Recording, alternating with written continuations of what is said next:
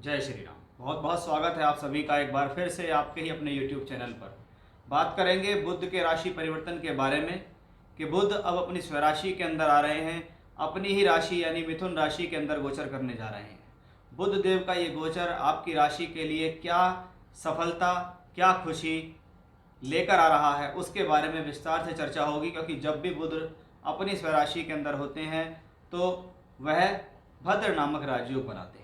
जब भद्र नामक राजयोग की बात होती है तो कहते हैं जब कोई ग्रह पंच महापुरुषों में कोई सा एक राजयोग बनाकर गोचर में चलता हो या कुंडली के अंदर बैठा हो तो उस ग्रह के कारकत्व में बहुत अधिक वृद्धि हो जाती है, या आप कह सकते हैं कि उस ग्रह के कारकत्व उसकी तरफ खिंचे हुए चले आते हैं। सबसे पहले बुध यहाँ मिथुन राशि के अंदर गोचर करेंगे। मिथुन राशि जो कि काल पुरुष की तीसरी राशि है और वायु तत्व राशि है। तीसरी राशि टूर ट्रैवलिंग, यात्रा परिवर्तन, स्थान परिवर्तन, यात्राओं के द्वारा लाभ, मीडिया के द्वारा लाभ या किसी प्रकार की ट्रैवलिंग से लाभ लेना, परिवर्तन से लाभ लेना, ये सब चीज़ें थर्ड हाउस के अंदर आती हैं। तो 3 नंबर एक वायु तत्व राशि कहलाती है, यानी इस दौरान विचारों का आवागमन होना, दूरगामी दृष्टि सोच रखते हुए कि मैं दूर तक की सोच रहा हूँ, दूर तक की स्थितियों के बारे में सोच रहा हूँ। इस दौरान मैं कुछ स्थितियों में, फॉर एग्जाम्पल आप किसी चीज़ में इन्वेस्टमेंट कर रहे हैं तो आप आज के लिए इन्वेस्टमेंट नहीं कर रहे, आप भविष्य के लिए इन्वेस्टमेंट कर रहे हैं। इस प्रकार की सोच देता है बुध ग्रह। ये सभी को देगा क्योंकि बुध सभी के लिए स्वराशि का होगा। उसके साथ साथ ये बुध ग्रह जब वायु तत्व राशि में होता है तो इस दौरान आपके निर्णय और आपकी जो बुद्धि होती है वो सही जगह पर सटीक काम करती है। बुध ग्रह को कहा जाता है जो लोग सीए हैं, अकाउंट का काम करते हैं, जिनका बहुत ज़्यादा गुणा भाग का काम है। बुध बुद्धि है, बुध वाणी है, बुध बोलचाल है, बुध ग्रह वाणिज्य से जुड़ा हुआ है, व्यापारी वर्ग है, बुध खेलकूद है, स्पोर्ट्स है, या लोगों के बीच का जो कम्युनिकेशन स्किल्स हैं वो बुध ग्रह से आता है। जैसे शिक्षा का क्षेत्र है, मार्केटिंग का क्षेत्र है, सेल्स का क्षेत्र है, जहाँ आपकी बहुत ज़्यादा बोलचाल का इस्तेमाल होता हो, आप किसी से बातें करते हो, कम्युनिकेट करते हो, लोगों से मिलते जुलते हो, वो सब बुध में आते हैं। और यहाँ बुध ग्रह बली हो रहा है। 14 जून से लेकर 7 जुलाई तक बुध यहाँ मिथुन राशि के अंदर रहेंगे। तो बुध से संबंधित सभी कारकत्वों के अंदर काफ़ी बेहतरी होगी। जिसको उसी राशि के अंदर देखें तो शुक्र भी होंगे, जो शुक्र बुध का एक सुंदर धनयोग बनेगा। क्योंकि अगर आप देखें तो वर्तमान समय में गुरु वृषभ राशि के अंदर चल रहे हैं। तो गुरु एक वृषभ राशि में है, बुध शुक्र की युति बनी हुई है, यानी दोनों ही राशियों के अंदर शुभ ग्रह हैं, जिसको हम एक लक्ष्मी योग के लिए कहते हैं। अब अगर आपको बुध से संबंधित दशा अंतर या प्रत्यंतर चल रही है तो आपके लिए ये बहुत खास है, बहुत पॉजिटिव है। साथ ही साथ आपकी कुंडली के अंदर कोई भी ग्रह मिथुन राशि में बैठे हैं, क्योंकि वो तीनों कोई भी ग्रह बैठा होगा तो वो मृगशिरा, आर्द्रा या पुनर्वसु, इन तीनों में से किसी नक्षत्र में होगा।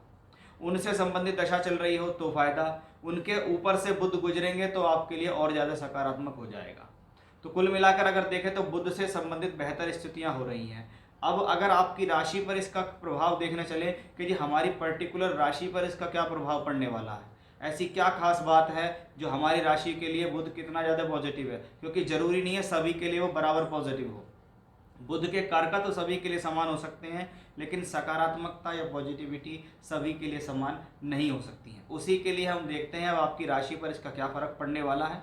अगर आप मेरे पास चैनल पर पहली बार आप वीडियो देख रहे हैं, आपको चीज़ें समझ में आती हैं तो सब्सक्राइब कीजिए। अपनी कुंडली से संबंधित कोई भी विश्लेषण कराना चाहते हैं तो मैंने डिस्क्रिप्शन में भी उसके नंबर दिए हुए हैं और आपकी स्क्रीन पर भी मेरा व्हाट्सएप नंबर शो हो रहा होगा, आप उस पर डायरेक्ट कॉन्टैक्ट कर सकते हैं। अब देखते हैं आपकी राशि पर इसका क्या प्रभाव होगा, क्या लाभ हैं, क्या सावधानी हम रख सकते हैं, क्या चेतावनी हमारे जीवन में है और किन चीज़ों को जानकर और करके किस तरफ अपना ध्यान लगाकर हम इस गोचर को और ज़्यादा बेहतर बना सकते हैं। बात करते हैं कि कुंभ राशि के जातकों पर इसका क्या प्रभाव पड़ेगा।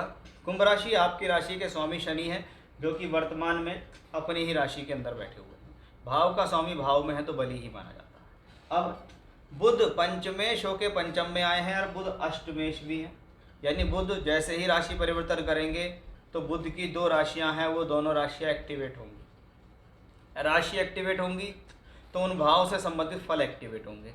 अब सबसे पहले तो ये क्या है, पंचमेश पंचम में है। पंचम भाव एजुकेशन का है। जो लोग पढ़ रहे हैं उनकी पढ़ाई में बेहतरी करने का समय है पंचमेश पंचम में आना, क्योंकि शिक्षा का कारक भी है। तो चाहे आप स्कूल की एजुकेशन कर रहे हैं, चाहे आप ग्रेजुएशन लेवल पे काम कर रहे हैं, उनकी पढ़ाई कर रहे हैं, तो ये पंचमेश पंचम में आपकी शिक्षा को बढ़ोतरी करने के लिए, शिक्षा को बढ़ावा देने के लिए आया। अब ये पंचमेश पंचम भाव में तो शिक्षा विद्या बुद्धि के लिए शुभ है, इसमें कोई संदेह नहीं है। सबसे पहले तो ये पता लगा। दूसरा, पंचम भाव आपके निर्णय का है। अब पंचम भाव से हम स्टॉक मार्केट भी देखते हैं। तो जो लोग स्टॉक मार्केट करते हैं, स्टॉक मार्केट में इन्वेस्टमेंट करते हैं, उनके लिए ये समय शुभ है। अपनी बुद्धि और सूझबूझ को लगाकर स्टॉक मार्केट में इन्वेस्टमेंट कीजिए। ऐसे समय में जुए से, सट्टे से, लॉटरी से और स्टॉक मार्केट्स में फ़ायदा मिलता है, क्योंकि पंचम भाव बुद्धि का है और पंचम भाव में बुध जैसा ग्रह है जो आपको इन चीज़ों को सोचने पर मजबूर करता है या अच्छी सोच देता है। वो वायु तत्व राशि के अंदर है। इसका मतलब इस दौरान आपके दिमाग में बहुत सारे विचार आएंगे, दूरदर्शिता के विचार आएंगे, जीवन में आगे बढ़ने के विचार आएंगे, जीवन को बेहतर बनाने के विचार आएंगे।